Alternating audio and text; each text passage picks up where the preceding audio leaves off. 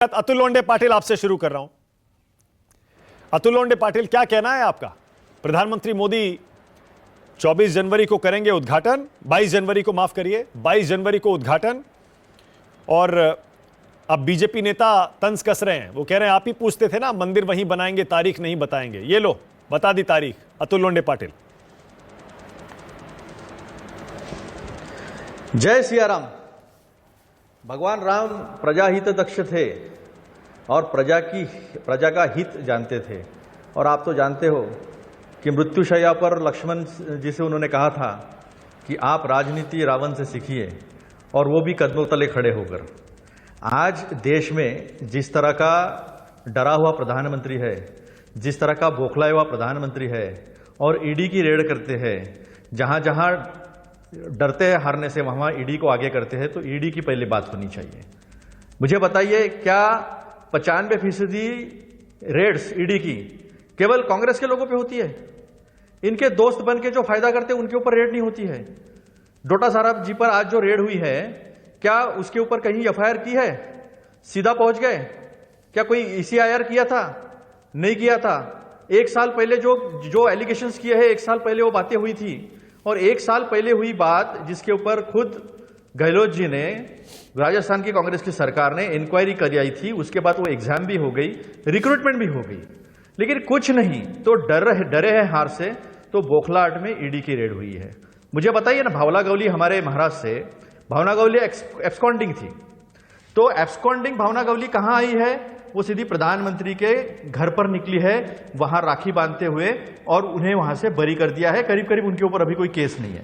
तो जिस तरह से यहां पे किरोड़ी मीना है, उसी तरह वहां से हमारे महाराष्ट्र में किरीट सोमैया है। किरीट सोमैया जी आरोप करते हैं, वहां पर ईडी इनकम टैक्स की रेड हो जाती है। उन्हें सारा कुछ पता होता है कि किसके यहां ईडी जाने वाली है, किसके यहां इनकम टैक्स जाने वाली है, क्या होने वाला है। और जैसे ही वो बीजेपी में कमल छाप साबुन से नहा लेते हैं, तो वो पाक साफ हो जाते हैं। कितनी केसेस बताऊं मैं महाराष्ट्र की। यहां तक ईडी ने, ऐसा कहा जा रहा है, यहां तक ईडी ने बिना इनवर्ड आउटवर्ड के शिवसेना के नेताओं को नोटिस दी। बाहर गाड़ी खड़ी थी, सीधा सूरत निकले, सूरत से गोवा, सूरत से गुवाहाटी, गुवाहाटी से गोवा, गोवा से बॉम्बे। इस तरह से महाराष्ट्र की सरकार बनी। प्रताप सरनाईक ने खुद लेटर लिखा था उद्धव जी को कि चलिए, बहुत परेशानी है, बहुत तकलीफ है हमें ईडी की, हम चलते हैं बीजेपी से हाथ मिला लेते हैं। ये सारी चीजें सामने। उसी तरह से किरोड़ी मीना कहते हैं कि यहां पैसे रखे हुए, यहां 500 करोड़ ये लॉकर में है, वहां चले रेड कीजिए, वहां कुछ मिला नहीं है। तो इस देश में जिस तरह का लोगों को, विपक्ष के लोगों को खत्म करके डेमोक्रेसी खत्म करने की कोशिश हो रही है, उस पे बात होनी चाहिए। आपने भी जय सिया राम कहा ना, खिलाफ है अतुल लोंढे प्रजा का हित, लोकतंत्र आपने भी जय सिया राम कहा, किया जा रहा है। आप जय सिया राम कह रहे हैं कि ये प्रधानमंत्री डरा हुआ है।